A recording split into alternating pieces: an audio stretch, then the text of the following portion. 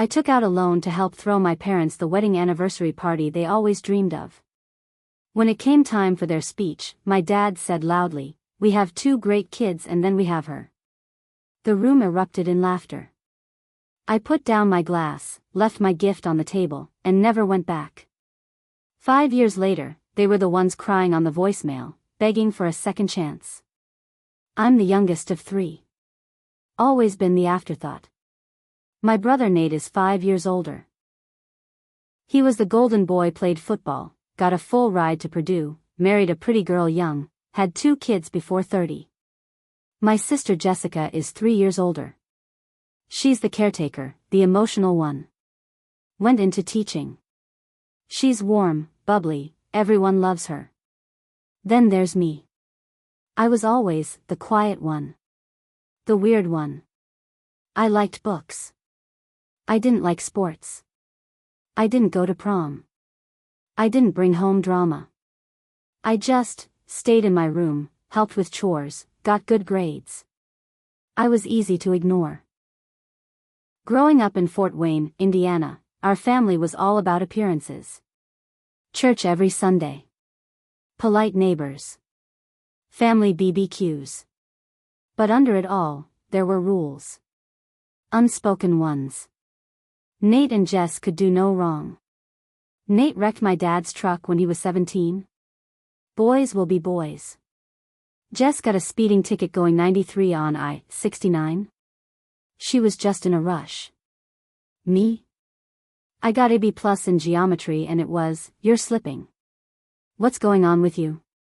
I learned early on not to expect fairness. So I stopped trying to win them over. I moved out at 19. Got a job at a local bank. Never asked for help. Paid my own rent, my own tuition. They called that independence. Really, they just didn't care enough to ask if I needed anything. But I kept showing up. Every birthday, every holiday, every baby shower. I bought gifts, I stayed to clean, I asked about their lives. They never asked about mine. Still, I smiled. I brought wine. I watched Nate's kids grow up and cheered for Jess's students when she posted about them on Facebook. So when our parents' 40th anniversary came up, I saw it as my chance. My parents used to talk about having a real party one day. A fancy one. Not a potluck in someone's backyard. Something elegant.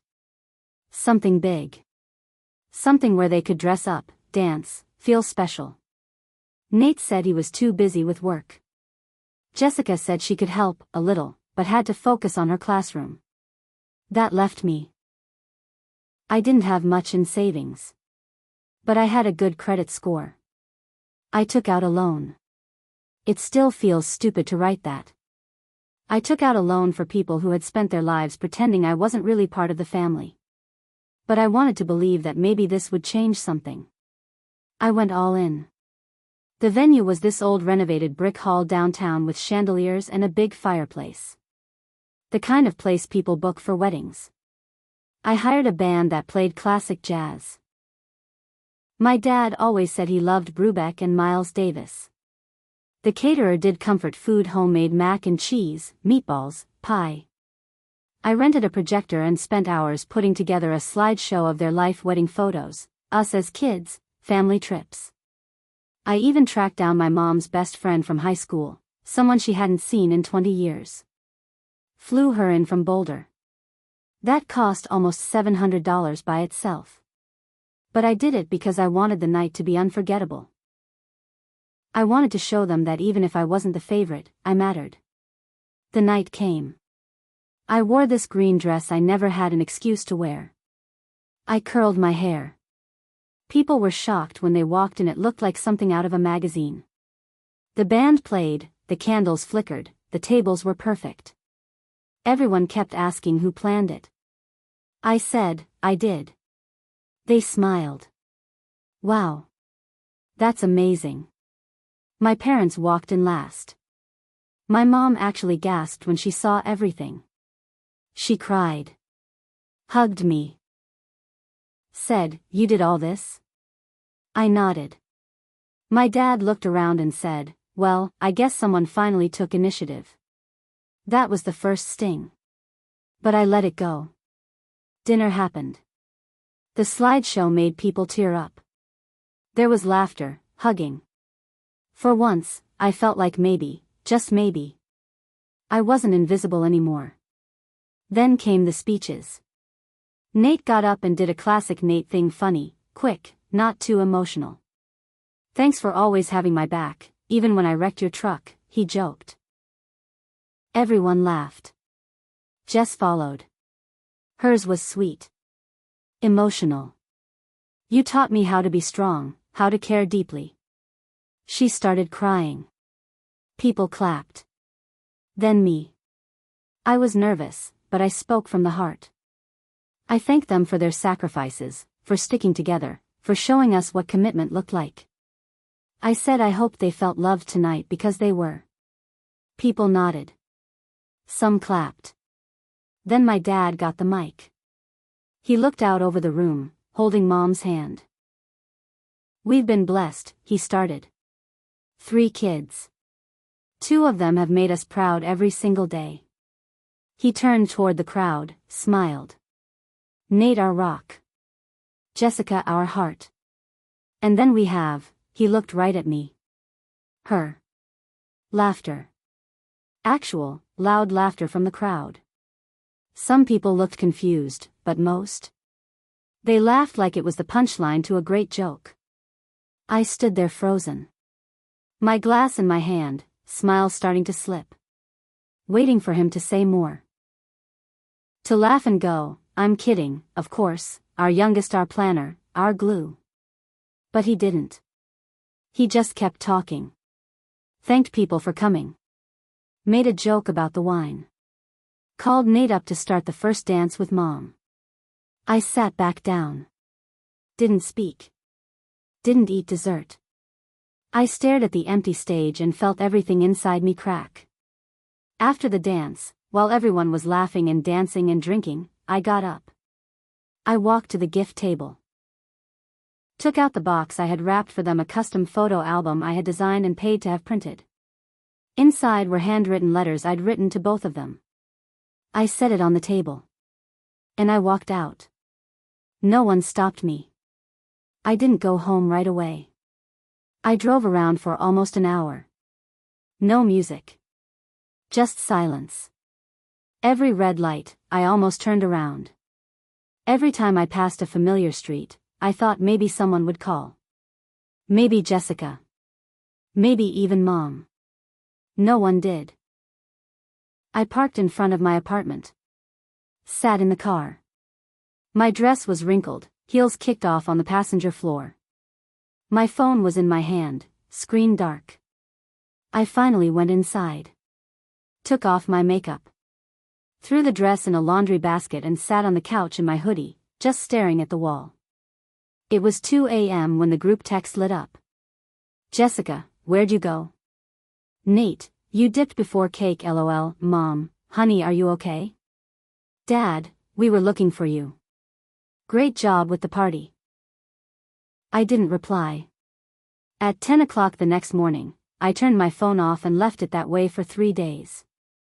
I didn't want to talk. I didn't want to explain. Because I already knew what would happen. They'd say it was just a joke.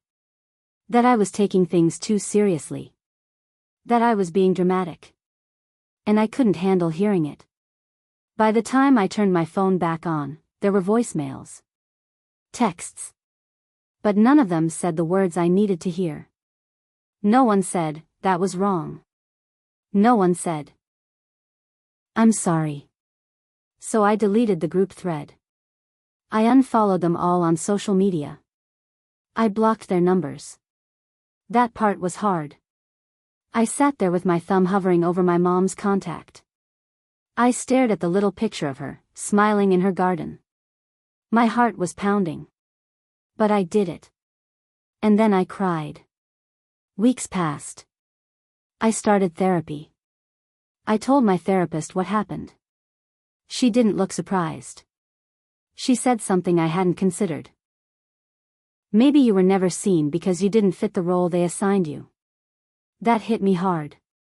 The helper. The quiet one. The one who didn't ask for anything. I played that part so well, they forgot I was a whole person. I focused on work. Paid the loan off slowly. I didn't tell anyone at the bank what had happened. I didn't want their pity. Jessica emailed me once a month for the first year. At first it was, checking in, and, we miss you. Then it turned into, you're being unfair, and, you're punishing the whole family. She said Dad had meant well, that he was just joking. Eventually, her emails stopped. Mom wrote a few letters. Real ones. On paper. She said she didn't understand what I was so upset about. That I should have said something if I was hurt. That, families tease. But that wasn't teasing. That was humiliation. Dad never wrote. Never called. Just silence. 2 years later, I ran into Nate at Kroger. I had just come off a shift. He was with one of his kids, getting snacks. We locked eyes near the cereal aisle. He said, "Hey." I said nothing. He followed me. "Look, I get it. You're mad. But that party? That was amazing. People still talk about it." I didn't say anything. Just kept walking. He kept going. I mean, come on. Dad was being Dad. He makes jokes. You know that. You've always been kinda sensitive. That word. Sensitive. Like a dagger. I stopped. Turned to him. You think I spent $12,000 and 3 months of my life for a joke? He looked caught off guard. I mean, no. I'm just saying, don't blow up the whole family over a moment. I nodded. A moment, huh? Then I walked away. Year 3 was quiet. No calls. No letters. It was like I didn't exist. And for once, I was okay with that. I started dating someone. A guy named Mark. He was calm, kind. Listened when I talked. We weren't serious, but it was the first time in years someone looked at me like I mattered. Then one day, he said, "You never talk about your family." I told him the story. All of it. He didn't laugh. He didn't say I overreacted. He said, "That's not family. That's emotional abuse dressed up as tradition." And I felt seen. Year 4, around Thanksgiving, Jessica tried again. She emailed me a picture of our parents sitting on the porch of their house. Her caption was, "They're getting older. Don't wait too long." No apology. Just guilt. I deleted it. Year 5 came. I got a certified letter in the mail. At first, I panicked. I thought someone had died. But it was from their lawyer. My parents were selling their house. Moving to Arizona to be closer to Nate. They wanted to meet me for dinner before they left Indiana for good. Inside the envelope was a handwritten note from my mom. "We're sorry if we hurt you. That was never our intention. You mean more to us than you realize. Please let us make it right. Just one dinner." I stared at it for a long time. Then I picked up the letter, walked over to my printer, and typed something up. I wrote an invoice. Detailed every cost from the party. Venue rental, $4,500 catering, $2,200 band, $1,400 florals, $1,050 photographer, $600 flights plus hotel for surprise guest, $697 decor and printing, $372.72 total, $12,486.72 at the bottom. I wrote, "You forgot my name that night. Here's a reminder of what I gave. Payment appreciated." I mailed it back to the lawyer's address. A week later, a check arrived in my mailbox. Full amount. No note. No apology. Just a check. I didn't cash the check right away. It sat on my desk for 2 full weeks. Every day I looked at it, trying to decide what it really meant. Was it guilt money? A bribe? A way to buy silence and closure without actually saying the words? Or was it all they were capable of giving? I brought it up in therapy. My therapist asked, what would feel better? Depositing the check, or ripping it up? Neither, really. What I wanted was acknowledgement. A real apology. Not just, sorry if we hurt you, not a check with no note. I wanted them to say it outright. We made you feel like you didn't matter. And that was wrong. But I knew that wasn't coming. I finally deposited the check. Used half of it to pay off the last of the loan. Used the rest to take a solo trip to Maine, something I'd always dreamed about but never let myself do. I hiked. I read. I walked along the rocky shoreline and let myself feel free. When I got home, there were 2 voicemails on my landline. Both from numbers I didn't recognize. I played the first one. Hi, it's your mom. We heard you deposited the check. I guess that means you got the letter. We'd still love to see you before we go. The movers come on the 17th. We're hosting a little family dinner before then. Just think about it, okay? I didn't even finish listening to the second one. It was from Jessica.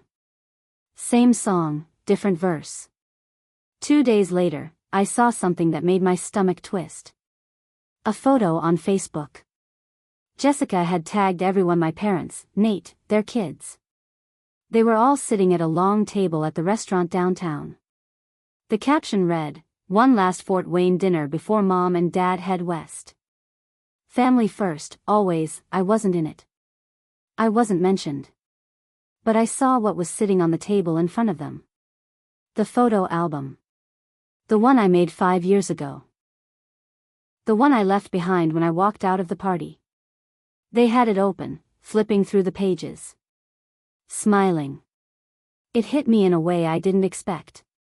Not just anger though that was there. It was something deeper. This ache, like I was watching strangers enjoy a life I was never really invited into. They were still using the pieces of me they liked. Just not me. A few weeks later, I ran into someone I hadn't seen in years. His name was Mr. Daly, my old high school English teacher. He was at the bank to open a business account. We caught up briefly, and he said, "You know, I ran into your dad not long ago.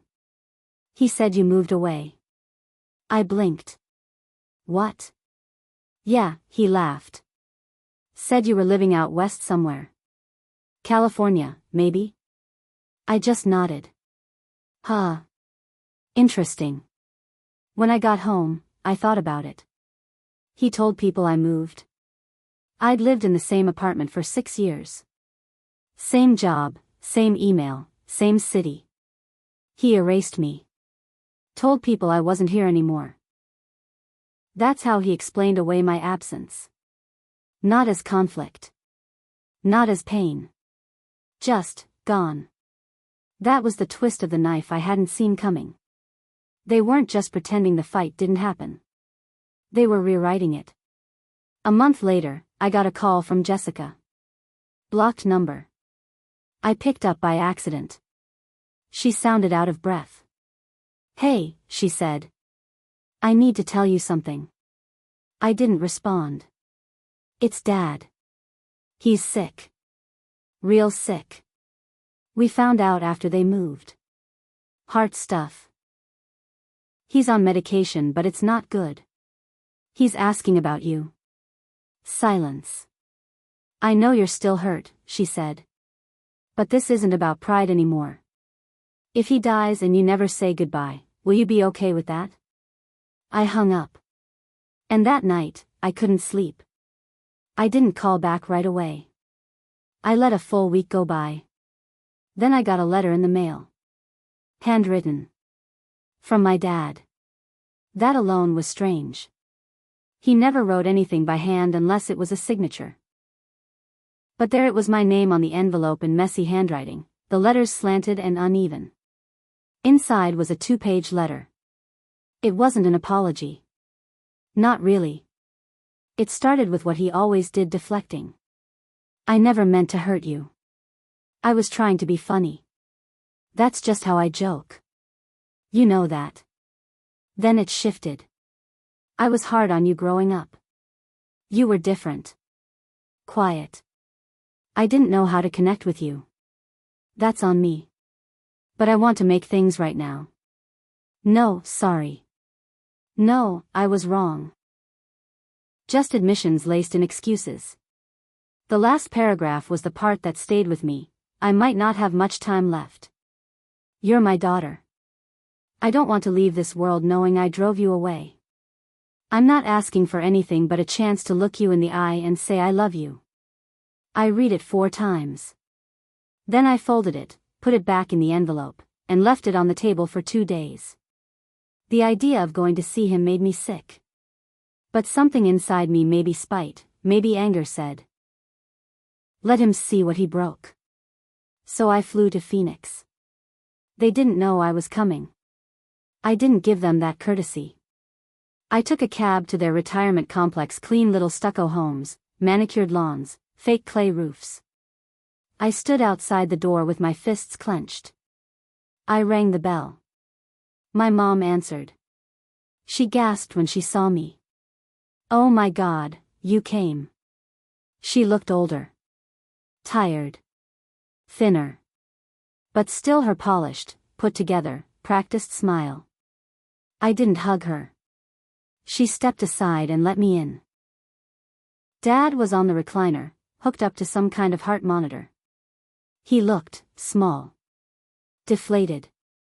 The man who used to dominate a room now couldn't even stand up straight. When he saw me, he started crying. It was the first time I had ever seen my dad cry in my entire life. Baby girl, he said. You came. I sat down across from him. Not beside him. Across. He reached out his hand. I didn't take it. You wanted a chance to say it.